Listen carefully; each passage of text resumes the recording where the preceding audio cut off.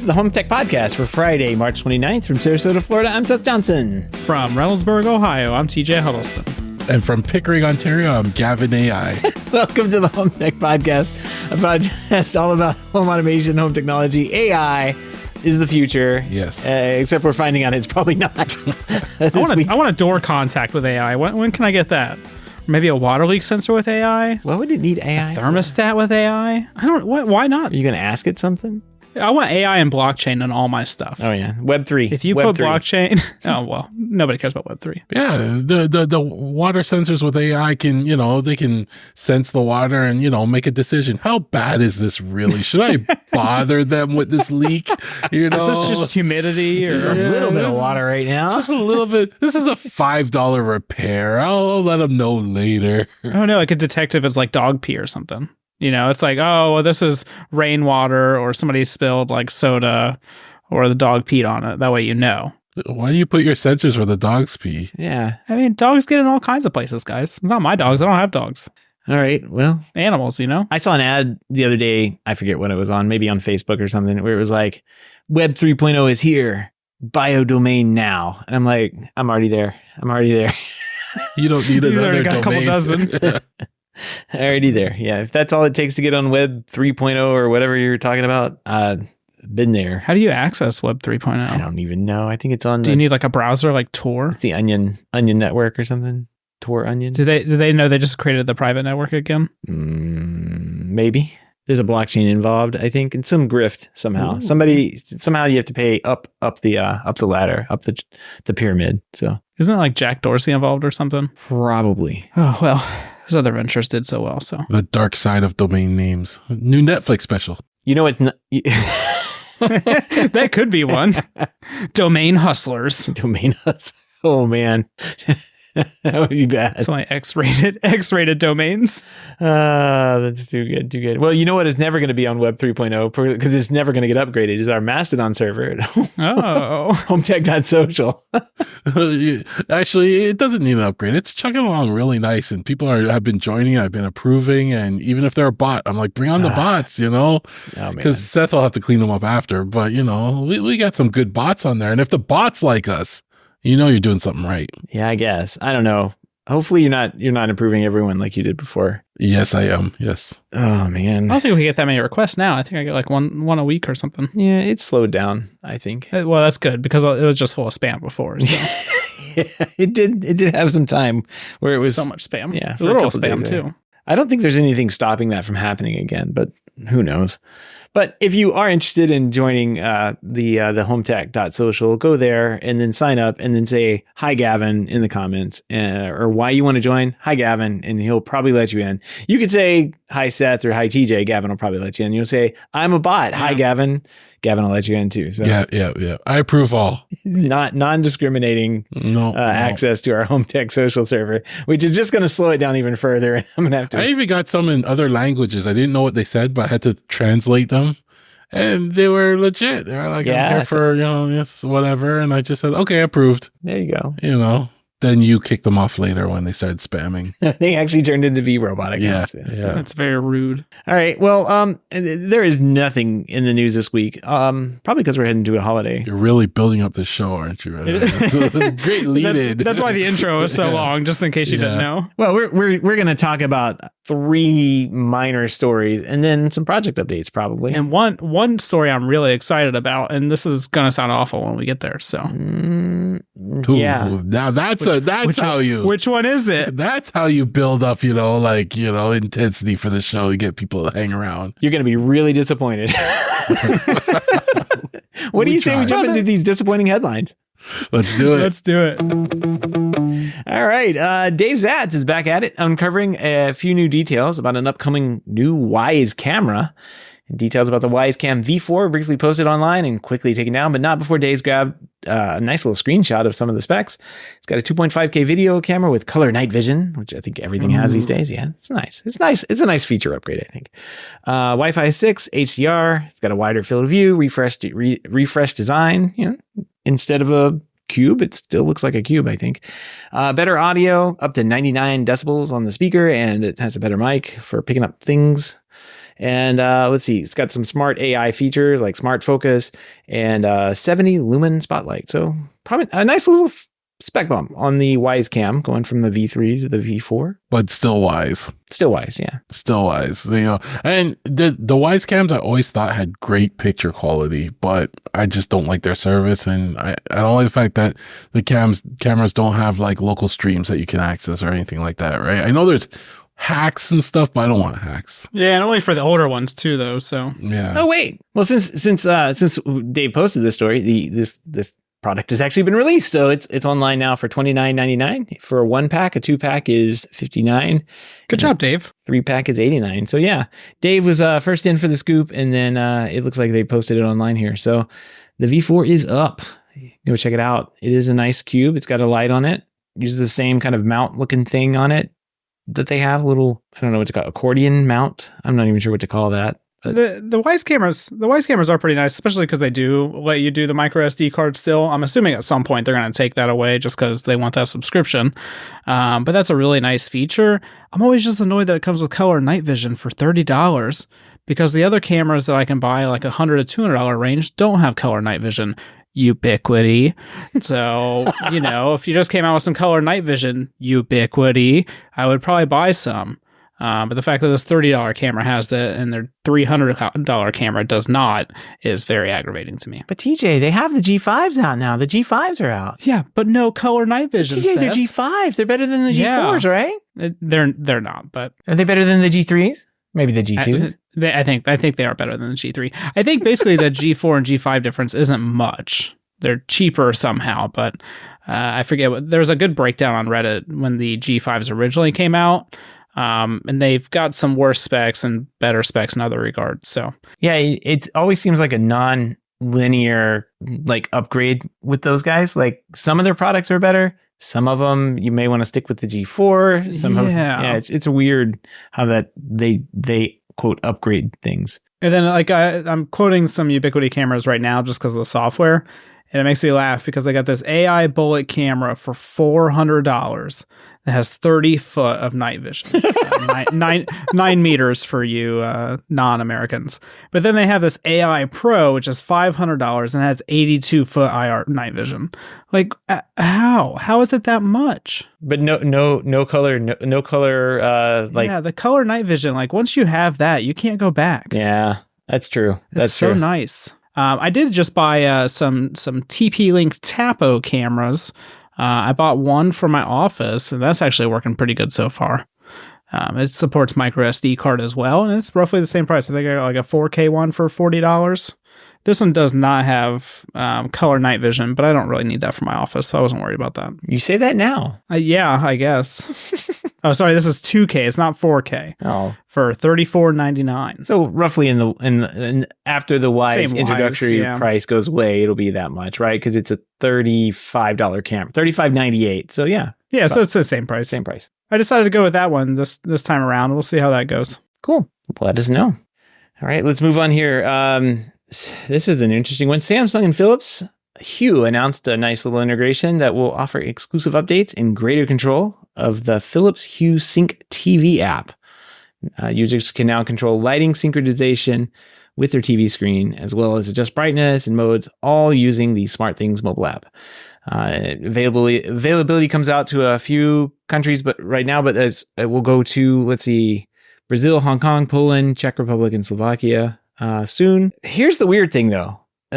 Philips Hue is, along with this, is introducing a monthly subscription for this option. It's going to be $3 a month for their TV Sync app, and also a one-time purchase option of, or you can do one-time purchase of $130.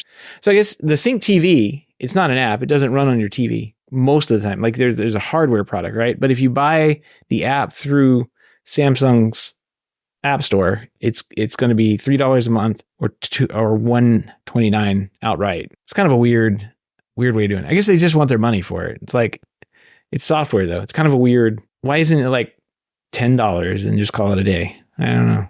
Kind of strange. Because companies, Seth, they like money. Shitification, I guess. They have to make that money in order to survive. I think we were talking a little bit about this in the hub. I think Richard was chiming in and a couple other people were. I think I would opt for the monthly price. And you want to know why? Can anybody guess why?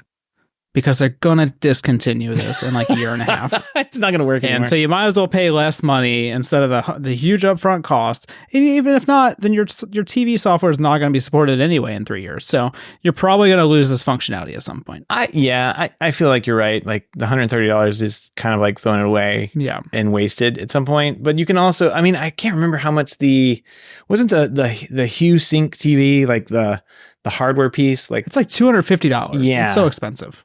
But at least you can take that to another TV, though. Exactly. You can take it to another TV and run a source into it. But it's not going to run with all the sources on the TV, which is kind of nice that this thing does it.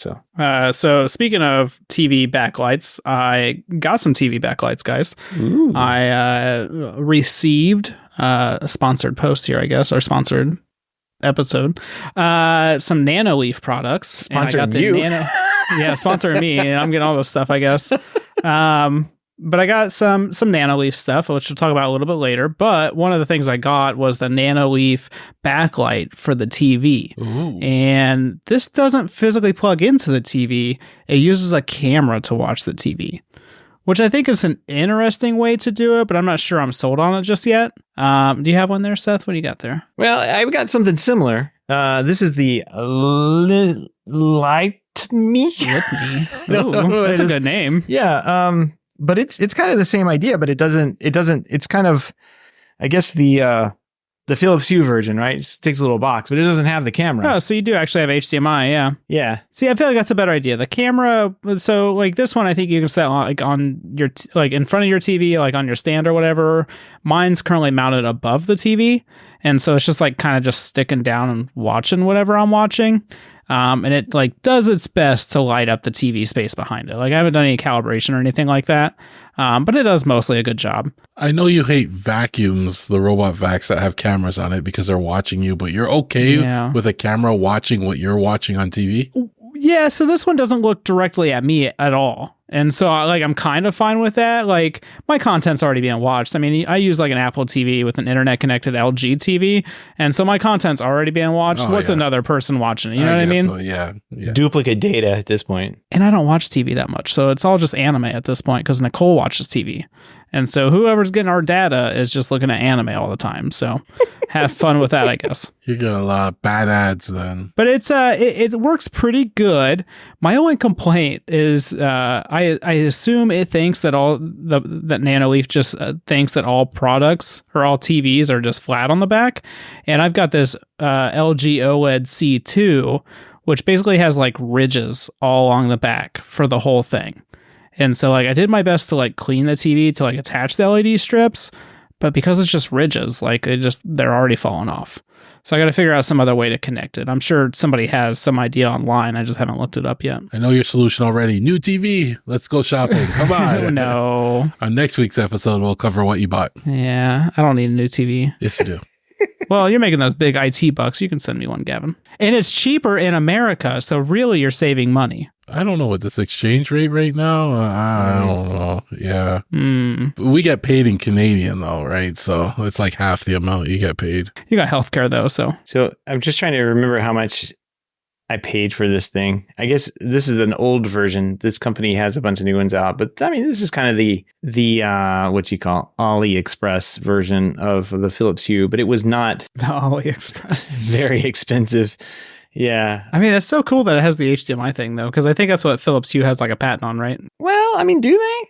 Doesn't really matter because these guys figure it out. Not in China, obviously, but I think that's why. I think that's why nobody else has really come out with one in America, though. Yeah, I'm trying to find the order details in this to see how much $129, I guess. And of course, I bought this in 2022. You bought that in 2022? Seth. So there it is. I can't wait to come to your house in May and just go shopping. The best part is all original in box and everything, you know. I know, that's what I'm saying. I don't keep the box until if it's thrown away, I'm thrown away. But like it's in the box, it's new. Never started the project sale. That's going to be a good one. Yeah. I'm excited. Maybe I can put it on my little theater screen in here I never watch, but we'll see.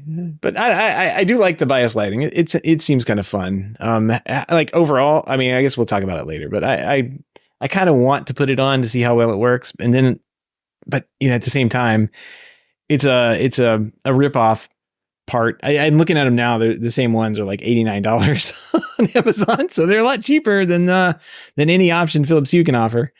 But also I'm kind of wondering like how badly it's going to mess up my HDMI, because HDMI is one of those things, like you just don't mess with it. If it's working, don't touch it. Yeah. I had a client the other day with some HDMI sync issues. And so I was like, well, take a, HDMI splitter and then take that one and plug it into another HDMI splitter. And then it should work. And he was like, no way. And so he did it. And he texted me. He's like, that worked. How did you know? And I was like, HDMI magic. He did magic. There we go. That's exciting. Congratulations on SmartThings and Philips Hue. It seems like an interesting idea to put that into the TV, but I mean, it is a really good idea, honestly. But it's Samsung and software, so right. Which Samsung is not good at. They have a TV. At least one. All right, let's move on here because I think this is an interesting. I think this is we haven't so far we've had 2 stories out of 3, and TJ hasn't been so excited about the other 2. Maybe this is the one he's excited about. eero, the wireless mesh networking company, has launched a premium Cat 6A and Cat 5e Ethernet cables, proving once and for all that not everything is wireless. Or maybe these are wireless cables. I don't know. Who knows? Oh, Bluetooth cables. Yeah. The cables boast features such as a double braided nylon for tangle resistance, longer angled connectors for durability, and a satisfying click sound upon connection. It's got to have that, right? Customers can choose between various lengths and colors to suit their needs and style preferences, and the cables are designed to cater to a wide range of devices from wall-mounted TVs to PoE devices. So you can use this on anything, not just eero products. These are Cat 5s. These are general purpose Cat 5 cables, but they're nice. I don't know. We'll link to the blog post and saying why they did this. Evidently, there's a market hole there. Their customers are like, hey, I need a Cat 5 to plug something in. Where can I get that Cat 5? And they go down to Best Buy or wherever, and the sales guy there may sell them a Cat 8 or whatever. Because, I had a client that did that. He called me up. He's like, hey, I went down to Best Buy and they sold me this Cat 8. They said it was really good. Is that all right? I'm like, yeah, I mean, that's fine. You could have just gone to that rack you have in the closet and like pulled it forward, and there's about 300 of the wires laying on the floor behind it. But just go ahead and plug that in. Yeah, go ahead and plug that into your gigabit network. Yeah, exactly. Cat 8 cable. I didn't even know they had it, but there it is. Yeah, it's weird they have that at Best Buy, but they definitely sell it on Amazon because I've had clients that are like, I want to wire my house with Cat 8. And I'm like, I can, dude, but it's such a waste of money. Yeah. Well, I mean, if you care about that, do fiber. I mean, that's what I'm saying. I don't know what it was for or who needs it, but it's Cat 5 in the wall. It comes out. It's Cat 8. It goes to the 1 gigabit Unify switch thing that was, or I don't remember what even is installed there. And then, to the Xbox. So Xbox has better speeds now. So TJ, is this what you're excited about? Honestly, this is what I'm excited about. This is it. This is the exciting news of the week, guys. I mean, they're pretty nice cables. Eero cables are like actually some of the nicer manufacturer cables that you can get. I usually don't use them when I'm doing Eero simply because I need longer ones, but I always keep them. All the other ones, though, that I get from manufacturer products, I throw away. Toss, yeah. Because usually they're very cheap, or they're very like when you get like an Ethernet cable and it's not like actually like the jacket's not tight around the cable, and you could just like squish the jacket and you can like feel the wires like pressing in and stuff. That's not a good cable. You should just go ahead and throw that cable away. The flat cables that they give you with like Orbi and whatever else, throw those away. Those are junk. The eero cables are where it's at. So I was looking, let's see. I was interested in the price. So the Cat 6A eero cable, which is braided. I mean, this is not in the same league as the cables I can get as a professional integrator. I can't get braided cables. But Cat 6A from eero is $5.99. My dealer cost is around $3. So it's about twice as much. So, I mean, if you're a dealer, you're not going to switch to this. But if you're already at the store and you need a longer Ethernet cable or a shorter one, like this is a no-brainer for you. Yeah, I guess. It makes sense. Does it? No. When I first read this story, I actually thought it was an April Fool's joke because I'm thinking, the company that makes wireless technology is selling wired technology now.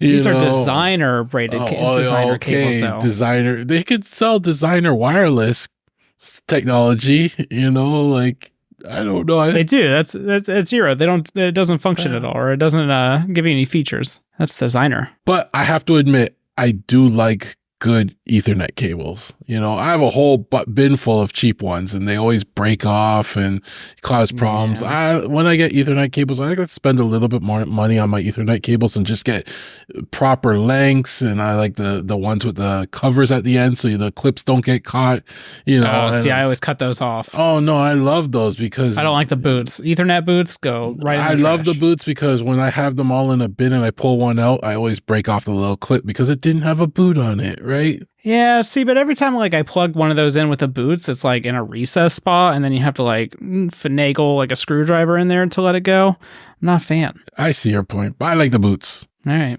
I wonder what the listeners, let us know. Are you a boot or a non-boot? Boots or no boots? Yeah. Let's start that up on Mastodon. This is not an eero specific problem, but I wish they would come up with a different design for that tab piece. I don't know, make it out of metal or something that doesn't break all the time. Yeah. Yeah, because it feels like as soon as you bend it over, it's well, that cable's shot. I've seen a few different designs over the years for that little tab piece, but all of them still eventually break at some point. The boot's the only thing that protects them. What do you think about this one, Gavin? Let me send a screenshot here. It's kind of like a boot manta ray thing. I'm not sure how to describe this over the podcast, so I'm just not. It's okay, the way you can explain this. Yeah, it's like having a boot on it, but the boot doesn't have the top. Doesn't fully enclose it. Yeah, no top to it, just side boots, Side boots, yeah. HR. I feel like this is a good compromise, though. No, it's pretty good. I like those. What do you think, Gavin? Would you switch to this design? Those are some nice side boots. Yeah, that one's a little bit better because of the... sometimes the other ones access get stuck. the clip. Yeah, it's just protecting it from getting caught when you're pulling it out of a box or something like that, right? But it still gives you access to the clip. So maybe, that's a good design, some side boots. Yeah, I guess these Audio Quest Diamond Ethernet cables can get up to about $10,000. If you need that high Audio Quest quality, there's a story we'll link to in our show notes. It has, I guess they came out around $10,000. So there you go. And it has what's that in the cable? That's like a purifier or something. I don't know. It helps the bits move faster. I'm sure. Shuffles them along. It's an active Ethernet cable. Now here, go look at what the ends on these look like. I can't even copy the picture out of there, but go look at those and tell me if you get behind using that. I mean, that looks fancy. It's got a double latch on it or something. So that one kind of looks cool. Maybe that's what you're paying the extra $3,000 for. But that one looks kind of cool because it kind of looks like you can just press it down and it kind of depresses without the whole thing being exposed. Because the problem with the traditional ones is that they stick out, and then as you're moving around and stuff, it breaks. But this one actually has a little mechanism to where it never sticks out, but you can still depress it. I don't know if you noticed on that cable, there's an arrow that tells you which direction the data is supposed to flow. I don't know if you see that, So they're directional. They're probably directional, right? Yeah, they're directional. Yeah, absolutely. You want to make sure that you plug the Ethernet cable in correctly. The audio side is obviously the box side. Got to have the bits going that way. Have you ever seen the SAS cables where they have a little ring on it? You kind of pull it to release it. That's a kind of cool idea too, because it locks in, but then you can pull it, the little tab, and then it releases, and then you can get them out. Those will never get caught. I wonder if someone can adapt that. Honestly, BNC should be our Ethernet connector. BNC's best. Token ring. Except when you have 30 of them in a row. The 12-meter diamond, 72 dBs, whatever it is, solid 100% perfect surface silver. I don't know what that means. That guy is $11,995. Well, Seth, if you stopped buying products on AliExpress and leave them in the box 5 years ago, you probably could have bought this. It refuses to ship it to me, so okay, my wallet's safe. Oh, man. Here, you send me the money. I'll send it to you, Gavin. They don't have a 1 meter version, because of course they don't, but the 1.5 meter version of that cable is a cool $2,000. So there you go. It's like $1,500 a meter. That's not bad. No. I mean, I don't know where you guys are buying your Ethernet cables from. But you get what you pay for. that's entry level for me. I make my own, and they're at least worth this much. Oh, yeah. I mean, vodka. Where do you see vodka? That's the name. Solid 10% silver. I mean, come on. You need 100%. Why do you have to say solid 10% silver? Though? Like, what does that mean? Oh, like I guess solid stranded. I don't know. You got to have 100%. There's no going back. Like once you have 100% solid, perfect surface silver, then you can't do it again. You can't go down to 10%. Or look at this garbage at 0.5% silver. Nobody wants that. $69 or $299 for a 12-meter cable. Forget that. Come on. I mean, honestly, this all makes sense now. People are buying these Ethernet cables to fend off vampires. Because vampires don't like silver. And so if you have these, no vampire can come into your home. No, you could just turn on the Sonos and the audio is coming over this. You're immune. Done. Man, rich people know what's going on. Yeah. I'm curious, though, if someone bought, all right, a 1.5 meter cable for $649. I'm curious, what are you using that for? I mean, what couldn't you use that for, Gavin? Sonos amp. But wouldn't a cheap cable work for that? No. Yeah, well, I'm sure you're using it for some high-end audio stuff. Like, I was on a KEF forum, or a KEF Facebook group, and somebody had the same speakers I have, the KEF LS50 Wireless 2, and they bought like $8,000 worth of cables to connect it to like a turntable and the power and stuff like that, and they said it sounded better. And I was like, they're wireless speakers, though. Stop questioning them. Seriously, if they said they sounded better. And you're using a record player. Like, come on. Oh, well, no, vinyl has a nice sound to it, though. Yeah, does it have $8,000 worth of cables nice, though? I don't think so. Oh, you got the cheap record player. Oh, yeah, well, that's true. Yeah. I got the record player I fixed myself. We don't have peasant record players. I know. Yeah. You got our Fisher Price record player. Do you have the old plastic green records too? I got one of those giant cabinets that just sits in my living room. All I'm getting from this is that Eero's just missing out on some money here, because I think they could have charged if more. You're not paying $1,200 for a USB cable, you're missing out. I'm looking at the price book. I downloaded their US retail price book and just flipping through Audio Quest. They got a bunch of stuff here. This is where you can get those Cat 8 cables. I just realized they have the Pearl model for the Ethernet cables has a solid long grain copper. I'm curious if anyone that listens to the show actually paid the $1,200 cable. Yeah, let us know. Yeah, reach out. Let us know what it did. What's the most expensive Ethernet cable you've ever bought? Did you have any vampires after this? Just let us know. If we make fun of you, though, it's not my fault. No, we won't make fun of you at all. We promise. You know, if they kept spiders off the rack, I could invest in one of the more expensive ones. I would like that, because my rack the spiders love my rack, but they built like anti-spider mechanisms into the cables. Oh man, put it in the coating or something. I can see that. I mean, that's messed up, Gavin. Those spiders are trying to keep your rack safe from flies and gnats and everything like that. And you're trying to get rid of them? Well, yeah, because they keep building up. And then next, there's like, you let one in and he has babies. If they had one baby, that's fine. But you let one in and they have 1,000 babies. And they never move out. Yeah. Spiders are notorious for living with their parents forever. I know. The Amazon reviews are, as usual, humorous to this. Cables fit for a god. Too long, but easy to cut and reterminate. Somebody said they, whenever they plugged it in, they instantly got an email from their future self. Yeah, there you go. So there we go. Easy to cut and terminate. Oh man. Oh, that's great. Shouldn't have paid $10,000 for this. Whoops. Well, let's cut it. All right. Well, we'll put links to that in the show note. And if you want to go head on over to Amazon, check those out. You can buy them there. All the links and topics discussed tonight can be found on our show notes over at HomeTech.fm/475. All right, I got a pick of the week this week: the Mo-rator. I think Ty posted this inside of the hub the other day and said, "Clippy, you got to retire Clippy. Send him out to pasture, and then run him over with the Mo-rator." I think is kind of what he was. What a send-off. Yeah, it would be. It would be pretty good. So the Mo-rator, Clippy is like this nice little robot lawnmower that has googly eyes and kind of stumbles around my yard and falls over sometimes. It gets stuck in holes.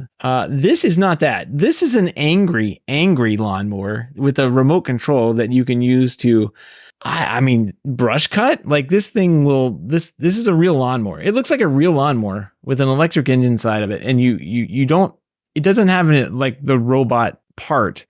You're using a remote control essentially to cut down the long grass without having to sit out there, you know, in the lawn and be part of the grass cutting process, I guess. It's for people that like to mow, but they like a little excitement in their life too. They have a little bit of distance away from it. And it's a remote control mower too, right? Like if I'm going to be out there sitting there at a remote, I might as well just push one. That's what I'm saying, right? Because you're going to have to like stand in the sun and stuff mostly anyway. Exactly. When you go to like certain areas. So like, is it much less effort? I don't think so. I feel like this is probably more effort. Yeah. Maybe if it's like an area you don't want to like personally go into though, like an overgrown area, because it says it can cut over 17-inch tall grass. So, or a hill. I mean, a hill is a good idea. It says it can do 75% slopes. And off-road capabilities. That's pretty good. So I did like the hands-free remote dumping of the bag. So like you can just back it up and then it opens up the bag like a dump truck and dumps it and then drives off. That's kind of nice. That is kind of cool.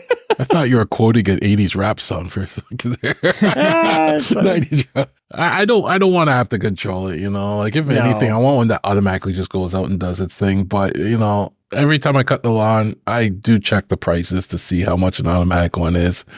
You know, I'm thinking of maybe they get much cheaper. Yeah, and I think maybe I can split it with my neighbor, but then he says he likes to cut the lawn, so nah. Yeah, this.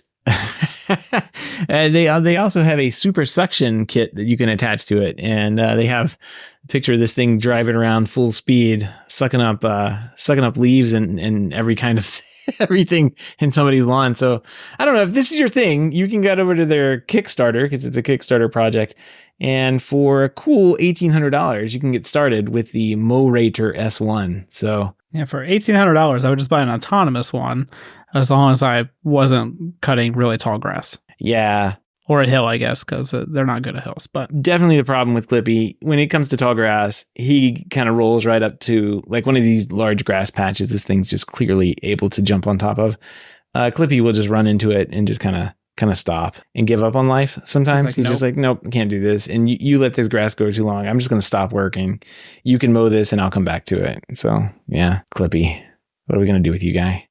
If they had this autonomous, though, it would be great. But I think it'd be a safety concern. Yeah, I think it would be a little dangerous. You know, when it starts chasing the kids around the neighborhood, you're in trouble. Yeah, this is one of the robots you don't want walking up the stairs or all that stuff. Wow, they have all sorts of accessories: a trailer, an edge engine, a trailer. Yeah, they got a snow shovel and a pine cone picker upper. No. It's pretty fast too. That's the thing. It's not one that you can really outrun. It's gonna, you know. No, this one will catch you. Yeah, it's got 4-wheel drive. This thing's coming after you. You're worried about the stairs one. Worry about this one. Yeah. It's got real blades and chop you up real quick. I mean, it just looks angry. It looks angry. Yeah. There's nothing about this. That's a good way to explain it. It actually does look angry. It's like it really wants to kill that grass, you know? It has a problem with that grass. Yep. And you're next. Oh, yep. No, wait. No. That's not in here. Could you imagine the emergency personnel showing up because you cut your arm off? And they're like, how'd you cut your arm off? You're like, that lawnmower right there. It's like, I control it with this control right here. I'm like, well, yeah, that was going to happen. That's something I would set up with security mode. So if a person's detected in my driveway while I'm sleeping, the thing goes out and starts chasing them out. Write them and see if they have Home Assistant integration. Can you imagine you're trying to check the cars and this thing comes around the corner and just revs at you, you know? And of course, Seth has his googly eyes stuck to the front of it. Oh man. This thing tops out around $4,000. No, $5,000 for the 4-wheel drive version. 4-wheel drive. Yeah. You can cut that thick St. Augustine grass. Yeah. Wow. That's wild. Okay. Well, there you go. If you want this, that there it is. There, we'll put a link to the Kickstarter page in the show notes. Let us know how your Morator works out. This is a beast. If you buy one, I'll fly out to you just so I can mow your grass. That's a bold TJ. Hit us up in the feedback. Let us know. All right. If you have any feedback, questions, comments, picks of the weeks, or places for TJ to travel so he can mow your lawn, give us a shout. Our email address is feedback@HomeTech.fm, or visit HomeTech.fm/feedback and fill out the online form. Project updates. Well, first, there's a big Home Assistant update that someone's really excited about. Gavin, what's going on? What's going on? Oh yeah, they released the Home Assistant beta this week, but by the time Seth edits the show, it'll probably be in production, I guess, right? So 5 more betas. Yeah, but no, this one has me really excited. And the thing about this one, it's packed with a lot of things in this one. And I don't even want to get into all of them because it's way too much. But the one I'm most excited about is one of the features that people have been requesting for the longest time with Home Assistant. They wanted ways to categorize like automations, devices, and stuff. So they've introduced things like categories. So now you can put all your automations into various categories and group them together to keep them all sorted. They've introduced things called labels. So now you can tag like your entities, your devices, you can tag pretty much everything. And I'll get into this in a bit. And they've introduced the concept of floors. So now you can group like your areas into floors. So you can have upstairs, downstairs, etc., etc. Now, the power to me, why I'm so excited is because now it's going to make my dynamic dashboards this much better. So when I get a new device, I can put it in an area and I can tag it with a certain tag and it will auto do things on my dashboards, right? It will add it to the section or, like hide it, or like the one example I use is like I'll add a temperature sensor to a room. And then I can tag that as like a room sensor. And now it will automatically be included into the averaging of the room temperature that it displays on my dashboard, right? Things like that. This is like, it's a huge request. There's so much to it behind the scenes that make things easier. I think it's another one of those stepping stone features that later on is you're going to see them come out with other things that you're going to be like, wow, this is what they were building up to, right? I think the dynamic dashboards is going to come soon from them. Watch. Yeah, well, this is what I thought, my Home Assistant needed. It was more data. Like there's not enough data in this thing. Can I put tags on everything now? Yeah. Yes, I can. Yes, you can. Why not? Yeah, get busy. Hey, you can also add a new dashboard type called a web page, and the web page allows you to embed a web page that you want into your dashboard. So it's replacing iframes, so it's something a little bit better. So you can have web pages for, say, other things that you control in your house or whatever. It's kind of nice. Sometimes you need that. Yeah. Sometimes there's like not an interface or something you can get to. Sometimes I get it. Sometimes it works. Could one potentially embed our Mastodon or HomeTech.fm website on it? Yep, on it. Man! Look, add us to your Home Assistant dashboard. There you go. There you go. Drop us a picture. But yeah, this release, there's so much like behind the scenes stuff that they've added. There's going to be so much more coding. That's going to be awesome. I think this release is going to be big, right? My only fear is I don't know what's going to break. It's, when they introduce this much stuff, I'm expecting. Oh wait, I just updated. Come on. Yeah. I expect something to break, but they added a lot more features. Reolink now supports P2Z patrol. There's a lot of little things that make life so much better, like Octoprint controls. They've updated those. And always read the breaking changes, because there are some breaking changes that look YOLO it. YOLO it first, but once it breaks, then say it wasn't mentioned in the breaking changes. Just do it. Wait, you want me to read?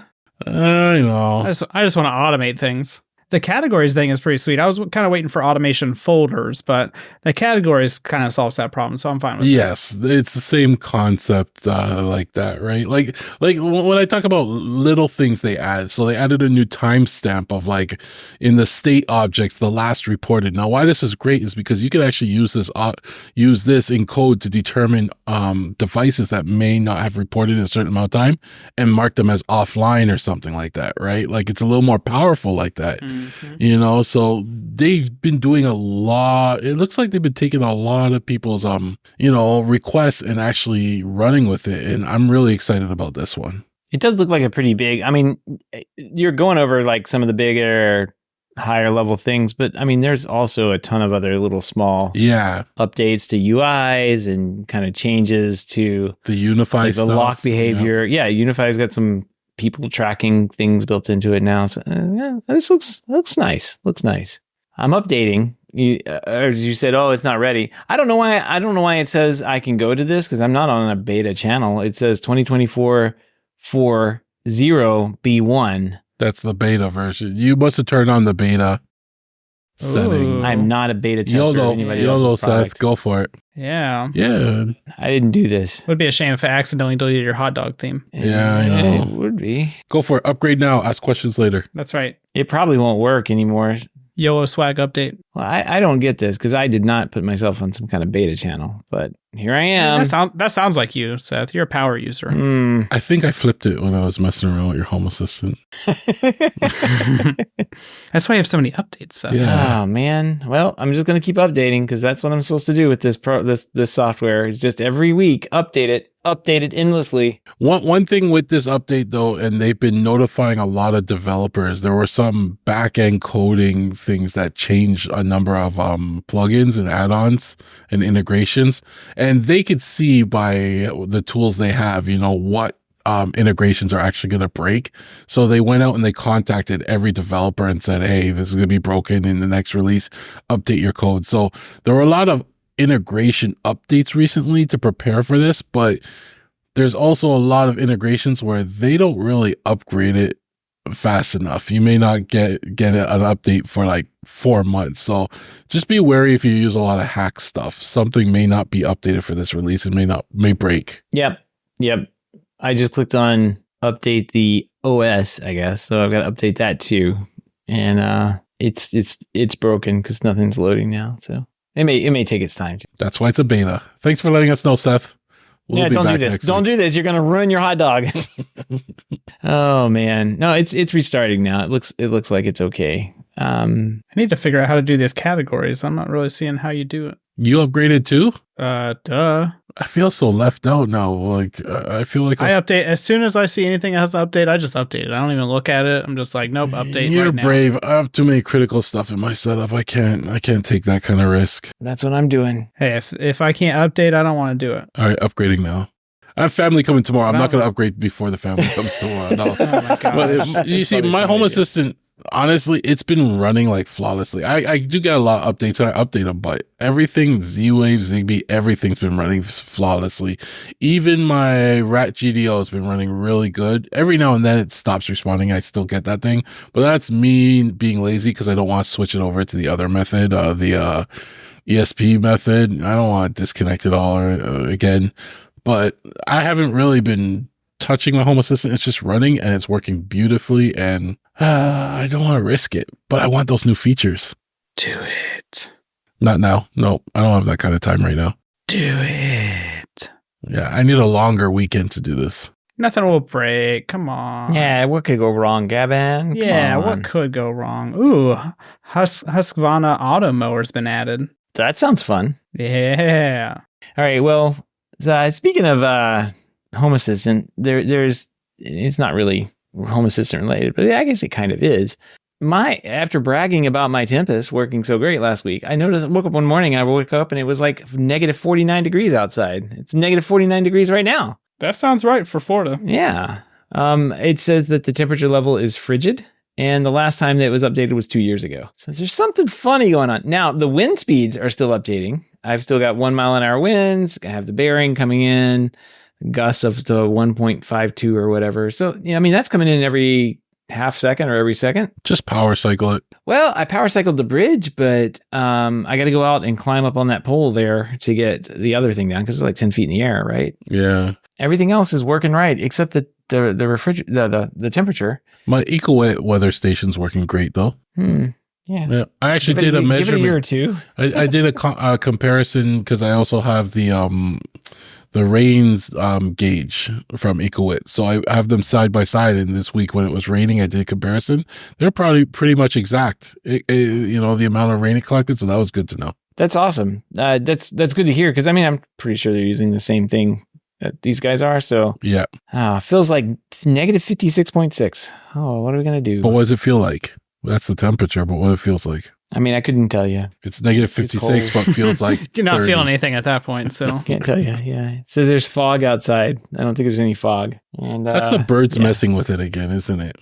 They probably poked at it until it stopped working. Yeah. So this thing's watching me. Yeah. I'm gonna have to go there. I probably will get out there one of these days and pull it down. I'm really missing my temperature being correct. So yeah, that definitely is a useful feature. Yeah, because it syncs with my watch too. through the Carrot Weather app, it uses, since I'm within 3 miles of my weather station, it picks up and uses that temperature as the local temperature. So now I'm looking at my watch. I'm like, oh, it's negative 49 degrees outside. Guess I can't go outside. Methane is frozen. Never leave it again. Exactly. What's our temperature right now? 2.8 degrees Celsius. What is that in freedom units? I don't know. It's like 40 degrees in freedom units. No, that's like 35, roughly. Yeah, that's close enough. No. Oh, it just went up to 2.7. Yes. Oh my gosh. T-shirt weather. No. It's 47 here, so. Something clearly happened around March 22nd. I will send you guys a picture where you can solar eclipse. Where you can no. Something went wrong on March 21st, I guess, and then you can see that we went from having the average temperature around 50 degrees, or no, above 50 degrees, probably 60 or 70 degrees, and then it went straight down to negative 50. So something's up there. I don't know if you got like a bad update or something. Should have got the good Ethernet cables for it. I know, right? Oh, man, I wouldn't have these if I bought those Diamond Audio Quest cables. All right, well, maybe next time. Maybe when I buy the was it EcoWit or whatever, I'll get that. But oh yeah, that thing dropped right off. All right, well, I got a couple of project updates. One of them's not me, but I guess it kind of will affect me in some ways. The underground power they're installing, they're going to take the power off of the telephone poles and put it underground in my neighborhood. Ooh, that's actually a good idea. It's a great idea for Florida, right? Because hurricanes and stuff. Yeah, high-speed winds that tend to knock poles or trees over into the poles that knock the power out for less iguana problems too, I'm sure. Oh, absolutely. You can't have those iguanas crawling around on those poles; they'll fry themselves. So this way they'll be a lot safer. But yeah, so that's coming. The guys were out today and yesterday surveying, and then I think they're going to come through. He said, kind of said, oh, it'll be like 2 weeks before they get out here. But it seems like they're doing a little bit more work prepping. Like they're out there like spray painting where the pad is going to go for this thing to live, like their transformer outside, and they've already they spray painted like in the dirt by my house. It was funny. They had one of those spray paint things. They spray painted and like it just blew dirt everywhere. So I just laughed at them. They're like, yeah, we have to keep spray painting until it sticks, I guess. But yeah, it seems like that's going to go away pretty quickly in the dirt or grass. So I assume they'll be out here within a week or so to shoot whatever conduit they have to do with the little machine that goes underground. And so we should have some underground power. They said if I work from home, then they would just reschedule a Saturday hookup time. I'm like, okay, that'll work. That's nice. Yeah. In my area, they would just be like, well, it sucks for you. Exactly. So you work from home. It's not my problem. Not my problem today. Yeah. I'm working at your home. In my area, my power would go out when they're doing my neighbor's hookup, like they don't shut the whole block down for this guy. All week long, it would just be flashing while they do it, Well, I've got like some servers and stuff I got to shut down, UPSs and whatnot. So they can't just like flip the switch. That would be bad. And then my other big project was a little work on an ice machine that I have to do the little nugget ice. And ooh, fancy. Yeah. I've had it for a couple of years now and it works fine until it stopped working. And then I was like, well, I'll eventually just take it apart. And so I took it apart, started cleaning things out, trying to figure out what it was. I noticed the fan wasn't kicking on. And if you know anything about your air conditioner or refrigeration, the fans are supposed to move, right? And if they don't move, then things tend to not work. So I was like, well, that fan is bad. It's got to be it.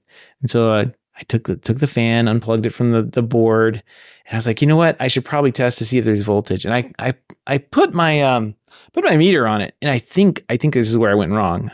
I checked it, and I saw 12 flash up on the thing. I'm like, it's a 12-volt fan. Okay, there we go.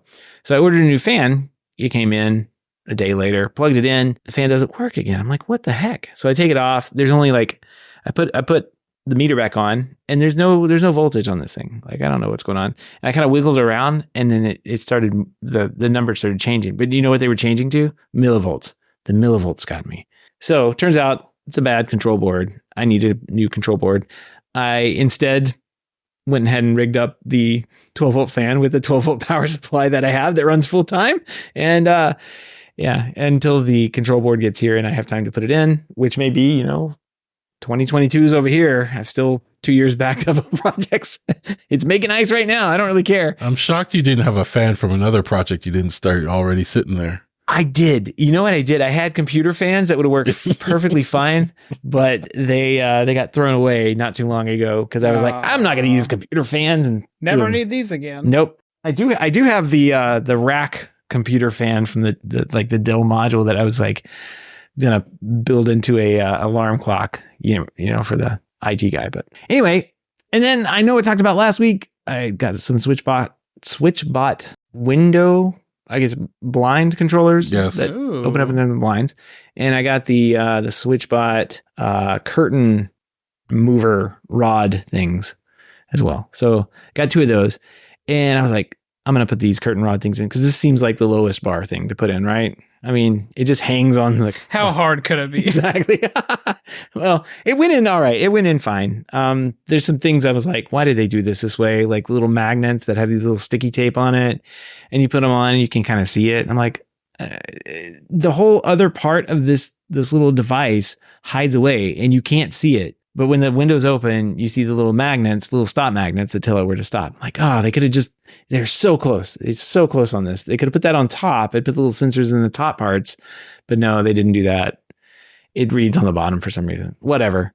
Paint them. It's not a painting thing. You just notice them. Yeah, I guess. Yeah. So, what did happen though is I think those went over great because I programmed them to open. Now, okay, so here's what really sucked. I didn't get the hub in first. That came in later with the other things. So I was waiting for the hub to come in, and I don't know if they have this. And this may be what kicks me over to Home Assistant to control all this. But I did the silent moving thing because when they move around, they move around, right? You can hear them move. They're pretty loud. But the silent thing just kind of like inches long. It's like you can kind of see the shades wiggle, like the curtains wiggle, but they don't make any sound. It doesn't make any sound. And so the shades closed at night. Nobody noticed. Shades were closed. Who cares? And then so come around like 7 o'clock in the morning, the shades start opening. My daughter's sitting there eating cereal, just like staring straight ahead at these shades that are opening. And I start looking at her and then looking at the shades and then looking at her. And she's like, what? I'm like, look over there. So are you going to tell me it's cool or anything? No comment. She's like, what are you doing? How did you do that? I was like, it must be a ghost. So now she has nightmares. She starts freaking out. Yeah, exactly.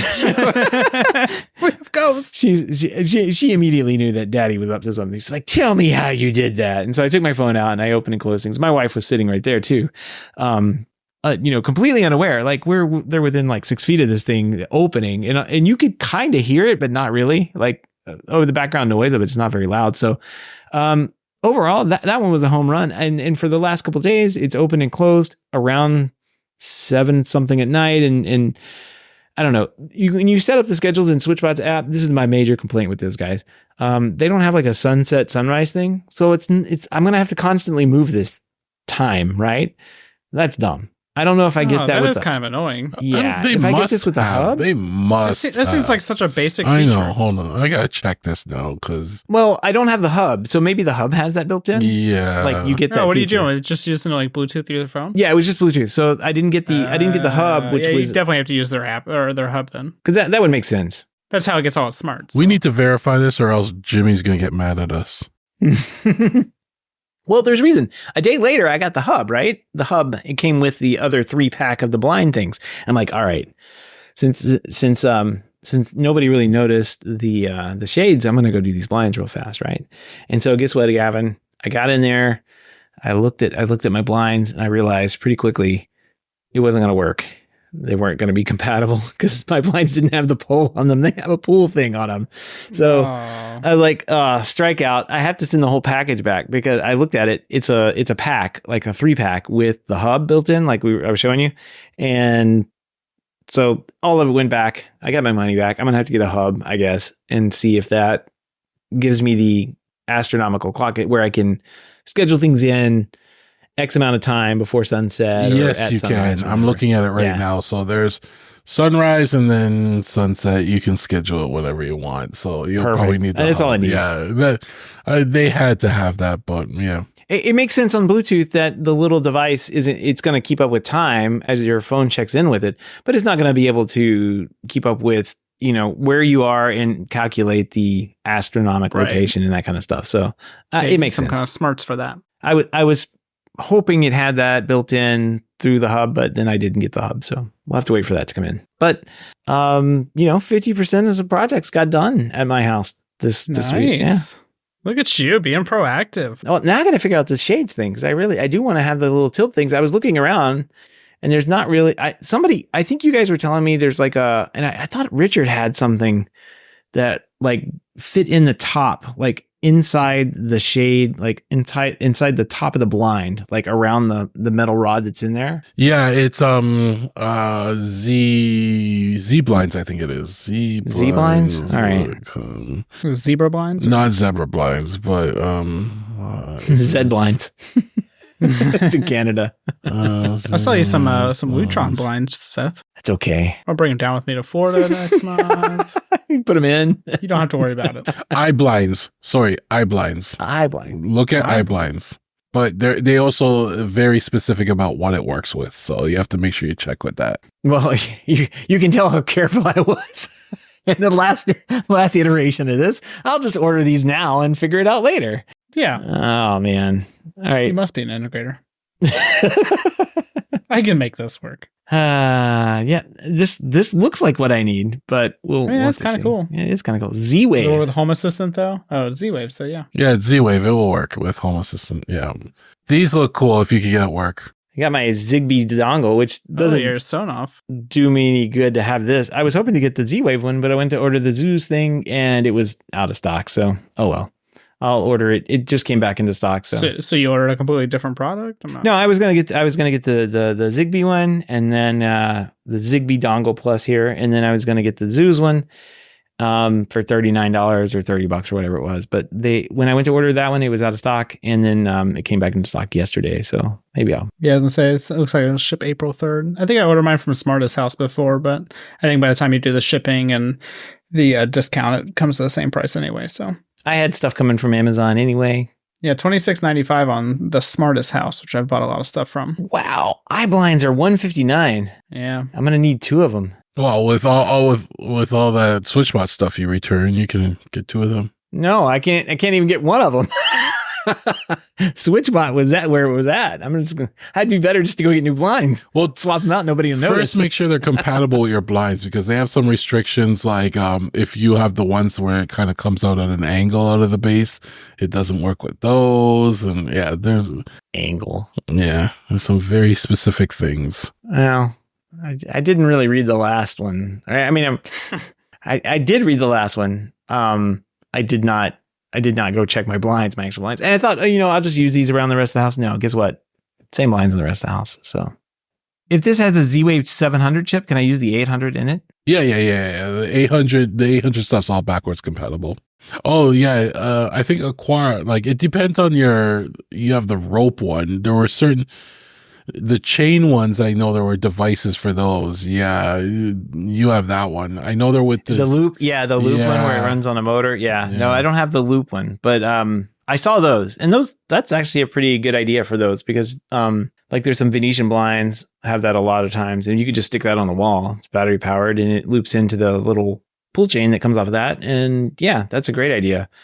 But nope, I of course messed up and I guess bought the wrong blinds a few years back, and now I'm going to pay the price. It's like ceiling fan light combos. You just never know the right one to buy. Nope. What a bummer. Well, these may wait. These may wait some time before I buy them again. So make sure you do the measurements. Read the FAQ. It tells you what to look out for to see if they're compatible with your blinds. No. Do your homework first, Seth. I don't want to. I want to order stuff and put it in. Yeah. Gavin, this is what custom integrators do. We just order stuff. We say, oh, this will work. And we get it out there and we're like, shove it in. Crud. It's not going to work. And then we have to figure out how to make it work. Okay, then order it and figure it out. That's the custom part. That's why they pay us the big bucks. You're going to need to 3D print something. So order the printer when you order these. Yeah, there you go. That's a good idea. It makes a lot of sense, Gavin. It just got more expensive. They're smart. All right. Well, that's all I got. I have my little SwitchBot saga. I guess I should go on Amazon now also and put next to the Zeus dongle thing that I'm going to have to get a SwitchBot hub since I have my store credit. Yeah. The thing I didn't like about the SwitchBot is to get that silent feature. Yes. It's only through the app. Yeah, well, not through Home Assistant. Wait, it's not going to do through the hub? No, in Home Assistant, you can only open and close, but it just goes regular speeds. Hub, not Home Assistant, just the hub. Yeah. He's using it with Home Assistant. No, there's no way. I mean, in the morning, if that thing went and opened up I don't think so. I have my morning scene, and it basically does everything except blinds automatically. So in the morning time, like it adjusts my alarms, the temperatures, it adjusts lights, stuff like that. But it leaves all the blinds closed until we get up, and then I make it so that when we say good morning, then it will do all the blinds, right? Because too many times the blinds open up so early in the morning, you still don't want the light in. Yeah. Right. So, and no one's ever happy. So I just made it so the blind piece, you just tell it good morning, and in all the rooms, the blinds will open up and adjust and stuff. So that makes sense. I don't know. I'm going to use the quiet feature because it seems to be working just fine. I know. One of the things that did not work just fine was the thing where it's like, oh, you can just move it 5 centimeters and that it's going to automatically open. No, that doesn't work. That thing is clamped onto that rod, and it you can yank on the curtains and the curtains will not open. You have to basically push over up top, like push it over, and then it'll open. So that feature that's not a feature. They need to rethink what they're selling there, or just not even try and do that. That's dumb. In my rooms where I have blinds like that, I actually program double tap up and double tap down to open and close the blinds on my like on a button or something on my Innovelli switches. Yeah. Right. Ooh. So if there's a blind in the room, you just double tap up or double tap down and it opens and closes them. I also have one of the Zeus paddle switches. Well, you know, the one kind of like I think it's like the Pico where it's not wired in, but it looks like it's one of the wall ones, right? In one of the rooms I have that, and I tied it to the blinds too with nice little, logos on it for the shades and stuff. So you just press up or down and it opens and closes. It makes more sense. That's in the guest room. Right. So you have a lot of options. I never liked the pulling thing because on the Aquara ones, it kind of threw it off too. Right. Yeah. And I can see that happening too. Right. It's just going to keep going and go too far or something. So I tied it all to the buttons, for the light switch. No, I'm not going to yank on the curtains. I mean, this solves that problem completely. And if it, most of the time, like in the morning when they need to be open, so far they've been open, and at night or in the evening when the sun is setting and they need to be closed, it closes real quickly within a minute or so. It doesn't take very long to close. So I'm fine with that. Since SwitchBot has an API, I can write an integration for it if I don't want to do Home Assistant and tie it into something, Control 4 keypads, whatever I want to use. But yeah, that's cool. It's a really cool product. I will say that, it would be nice if the custom home industry could innovate and do things like this. It'd be nice. I don't know what's going on with these guys. They probably, I guess it's more reliability with them, right? Like, they move slow because they need things to be reliable. I don't know. I really don't. I don't like more than half the stuff that you guys bring up or you've talked about. Does not exist or has not existed, and people are like all excited about it, but it's like, well, that's why the custom installer is dead. And on that note, we'll end this show. Yeah, it would just be nice if they could, at least one company in the entire space could come out with something like this and put it, and say, oh yeah, this works with your restaurant system. This works with your control. All you have to do for your shade control is just pop this up there. And it's a little battery powered thing. And you get the little, I didn't get the, what I'm going to spend my money on, my extra money that I have now is the solar panels. I didn't get those. So I'm going to get those now because I charged them up. Oh, yeah. And I'm like, the solar panels made a lot of sense. All they have to do is like be closed when the sun sets, and it's going to charge. It says it charges for a while. So yeah, it's not like you use your shades all the time or your blinds all the time. So it should not really have to worry about the battery at all. So if SwitchBot did something like sell a pro model for the pro market, that had more pro features in it, and it was more expensive, obviously, would that work? Oh yeah. Yeah, no, people would eat this stuff up. There's a gulf. Every time I talk to a manufacturer like this, there's a big gulf as to what they understand as to like how much something should cost, how much they think something should cost, how much an integrator could actually sell it for. They just don't believe. They simply do not believe that there are rich people out there who never want to touch one of these things or ever put it in. They just want to know that it works. And if it costs $800 for this thing that I just bought for $79, they will pay it. They will absolutely pay it. Mm-hmm. They will. But there's no I can't say that so many times for any of these companies to actually understand that. It is wild, and I don't understand why more haven't at least opened up a part of their company to that. They all kind of want to play in the low margin game and sell the $79 products in bulk, which I get. That's a different business model and everything, but they could totally open up and do a pro model that had, like you said, more features and bigger battery or whatever. Well, and integrators want more too. I mean, consumers are just like, whatever. Right. And buy this thing for $50 and it does this one thing. I'm cool with that. Integrators are like, I need local control and APIs and whatever, dealer support. And that's the pro model and you pay more for it. So but you're saying there's a market for it, so yeah, there's definitely a market, especially for all this little stuff that they could make it better. They could use it to put different components in. I don't know. It's a different business model too, so I understand kind of why they don't want to do it. But a lot of them, when I talk to them, they don't believe me. There's a lot of them that. Even one that we talked to on the show here, we were like, hey, are you selling these through another channel? And he's like, yeah. And he's like, I can't believe they're able to charge what they're able to charge for these switches. But we absolutely can. Anyway, my rant is over. TJ, do you have a rant you would like to share with us? Oh, I have some rants. Here we go. Yeah, I'm looking forward to this one.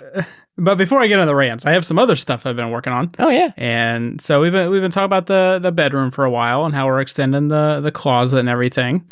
And so we're wrapping up that project. We started painting this past weekend. It looks awful, but it's our first paint job, so it kind of is what it is. The paint itself doesn't look bad, but it's the drywall work that shows through the paint.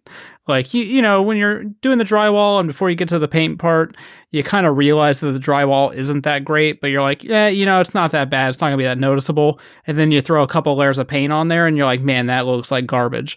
And so that's how some of the drywalling looks at this point. But it's just one of those things that, like, it's our first one. And so it is what it is. And its functions, and most of it will be hidden behind clothes at some point. So it's kind of over it at this point. But I decided to start tackling baseboards, and I've never done baseboards before, but I have a really fancy like $400 miter saw. So I decided to give that a shot and started doing that today. That's not too bad. The method of like making the baseboards kind of connect together though is called coping.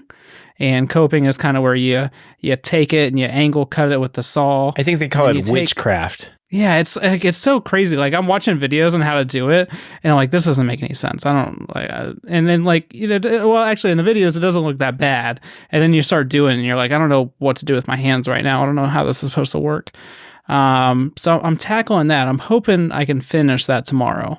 But I did get to buy a $300 Milwaukee Fuel brad nailer to test out with the baseboard. So we'll see how that goes. We have these really skinny, small baseboards installed right now that just look outdated. And we're going to like a 5-inch tall baseboard that they use in like fancy people's houses. Very nice. Very nice. Also want to give a shout out to one of my new favorite consumable tools. I've been doing a lot of camera work recently. And if you've ever installed cameras, the junction boxes they have for it, they have really deep mounting holes. And so you can't always get a Sharpie in there, and especially if it's like an uneven surface. And so you got to put your Sharpie in there to mark the hole where you need to like actually mount it through. but the Sharpie doesn't reach. And so you have to like wiggle the box and like push it in a little bit, and eventually you'll get it in there. But I bought something called a chalk shot. And it literally shoots a piece like it shoots like liquid chalk or something. I don't know, science stuff. It shoots chalk into the hole and it marks it. And so it's got like a skinny tip kind of mouth thing going on, and it shoots it through there, and you can easily mark whatever you want. I think we can put this in the show notes. There's an HR violation here somewhere. Yeah. Oh, I see what they're doing. Okay, yeah. It's like a chalk line thing. And it's genius. A little green dot. Yeah, and it like does it perfect. I used it this past week. I was in Indiana Monday and Tuesday installing cameras, and I used it for like everything I was installing, and it just worked. Especially on darker surfaces where like a Sharpie or pencil doesn't show up that well. Mm-hmm. This thing shows up perfectly. Nah, that's pretty cool. Nice find. That should be our pick of the week too. Yeah, so I mean, this thing's $13. You could have saved it for a weekend, a week that we didn't have a pick of the week. Yeah, well, thanks a lot, TJ. I'm excited. Yeah, $13 for this. I'm gonna keep it in my pocket there. Yeah, it's well worth it. Very cool. People are using this to mount TVs, which I don't understand, but definitely the deeper things, like I said, like the security camera junction boxes or NEMA boxes or whatever you're doing where a Sharpie or whatever doesn't traditionally work. This is perfect. Yeah, it looks great. Good find. So that's one of my favorite new consumable tools. And for the vent of the week, I got some Nanoleaf products from one of our sponsors, and they sent me Nanoleaf. One of our sponsors, one of TJ's benefactors. I don't know if they're sponsoring the show in any kind of way. I don't think they're sponsoring the show. No money exchanged hands. I just got products. They just sent you projects to check out. Technically, they sent me the products to check out with Josh AI with the new Nimble Dev Suite. Oh, cool. But that's actually not active yet, so I can't actually test it with these products. So I can just test it on their own.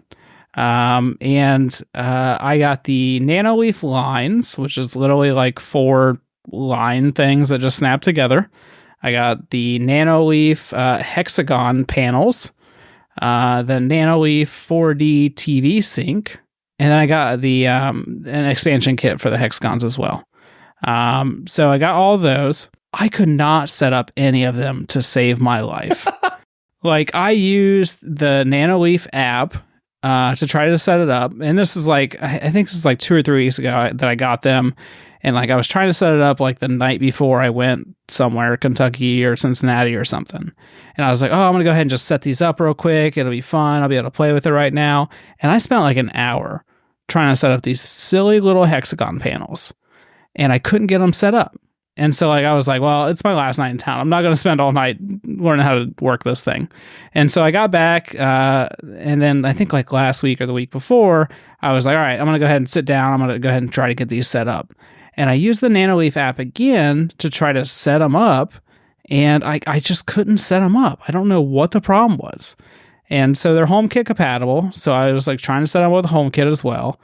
I even joined my crappy 2.4 gigahertz only network, and that didn't seem to do anything either. I tried a different phone. I tried a tablet, and I just couldn't get them set up to save my life. And this is all of them. Like, I couldn't get the hexagon panels, the lines.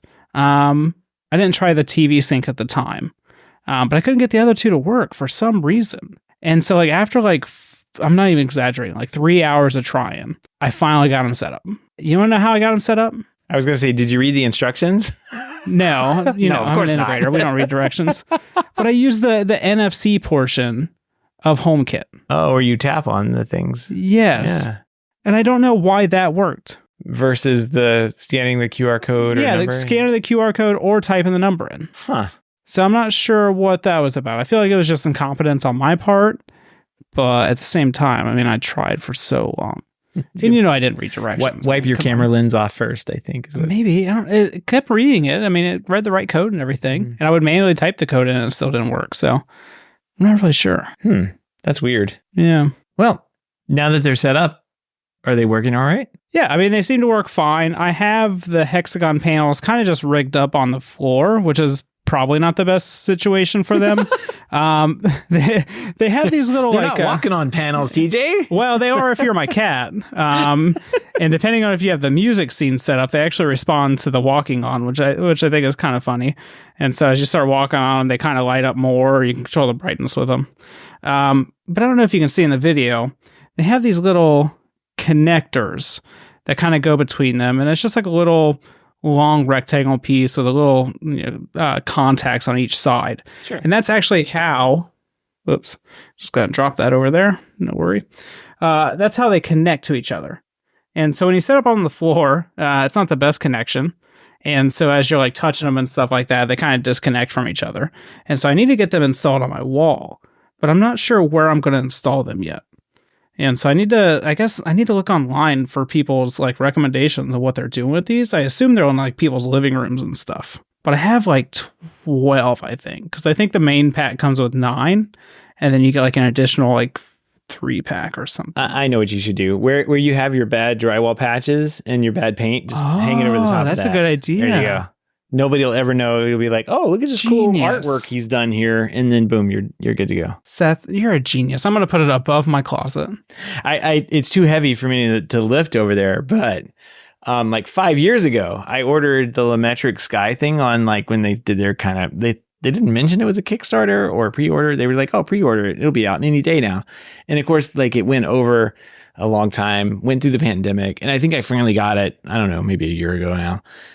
But it's been sitting over there on the shelf, and it's kind of the same idea, the Lumetric thing. They usually use triangles instead of hexagons. In that amount of time, my wife moved out here to the garage too, and she took over the wall I would have put it on, which is I guess over there. And now there's a bunch of things over there that she has hanging, and I can't hang that there. And all I have the wall behind me, which is a window, and then I've got a garage door there.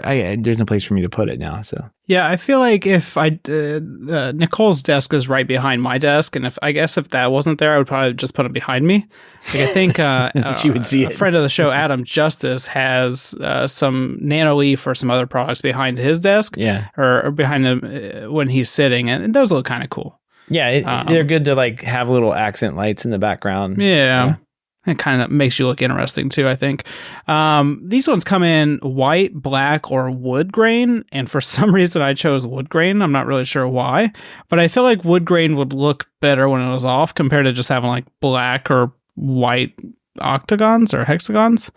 So that's the choice that I chose, and I'm going to live with it now. So maybe I'll put them above my closet. That's actually a really good idea. There you go. Done. Genius. Now I got to find something to do with my lines. I have a 4-pack of the lines, and they're exactly as you would think. They're just lines. They're kind of like plug and play LED strips, and so you can make them into whatever shape you want. And so because I only have 4, I can basically make it into a square, or a plus sign, or a multiplication sign. Or a long stick, like a pencil. Yeah, long stick. That could be one. It has these little like hexagon pieces that it actually connects to, and so that's how you connect it to each other light. Mm-hmm. So that like I think that kind of takes away from it in a way, but it's not supposed to be like an LED strip. So that's kind of the whole design of it. Interesting. Nanoleaf TV sync, the 4D TV sync. That's actually kind of cool. I've been wanting to play with like the TV ambient light things for a while, but not enough to spend $250 on the Philips Hue sync. I feel like that might work a little better though, because the camera is like a cool idea and it's a good way to get around that. But I feel like depending on the angle of the camera, it kind of misses some of the content and it may not be as accurate. And so because the camera sits on top of the TV and you can kind of calibrate it and move it around and everything like that, but it doesn't seem to get all the bottom of the TV all the time, unless you have it physically pointing down more, which I feel like is going to be in way of the actual TV screen.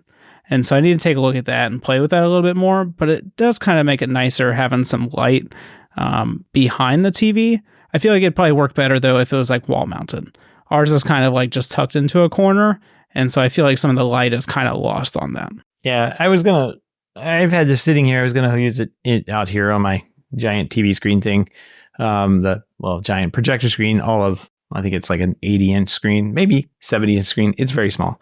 And my wife was like, oh, you should put that in the living room. But I have a Sonos soundbar below the TV. So I think it would be kind of weird to have the light attached to that coming out the bottom. Couldn't you? I guess you could just have it below the soundbar though, right? I guess. But then, I don't know, it just seems kind of weird.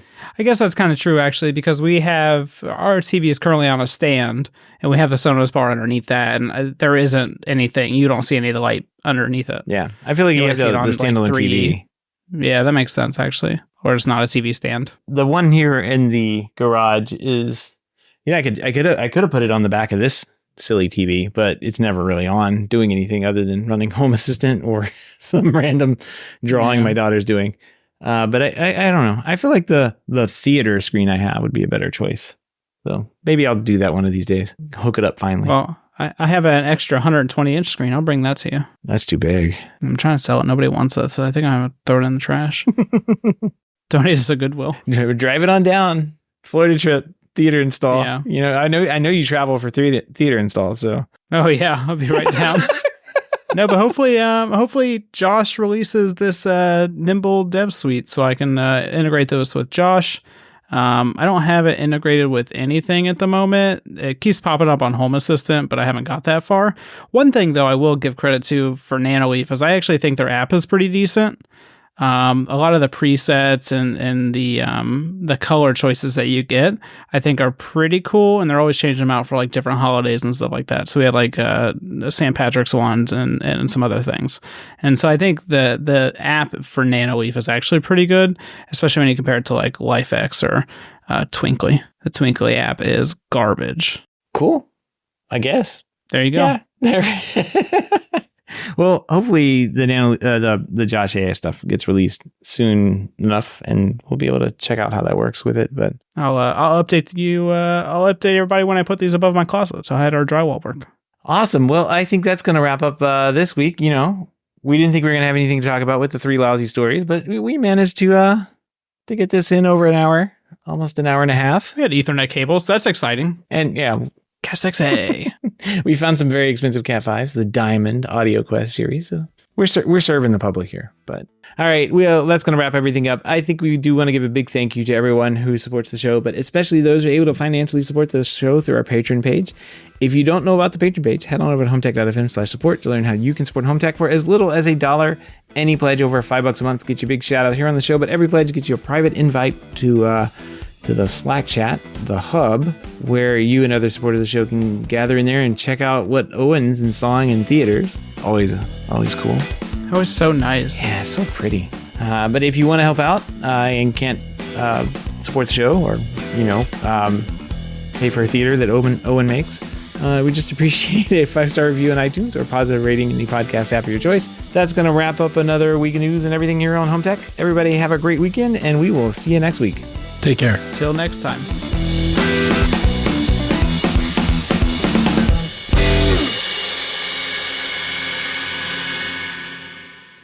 Why is there a mosquito in my room?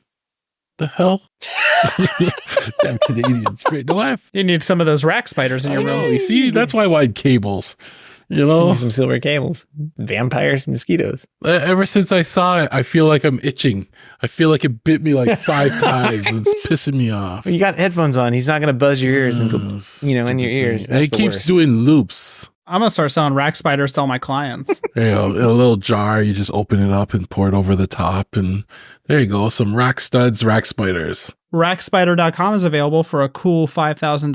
What? Why would you? No. Ooh, Rackspider.ai, $80. Yeah, those are smarter rack spiders. That's pretty good, then.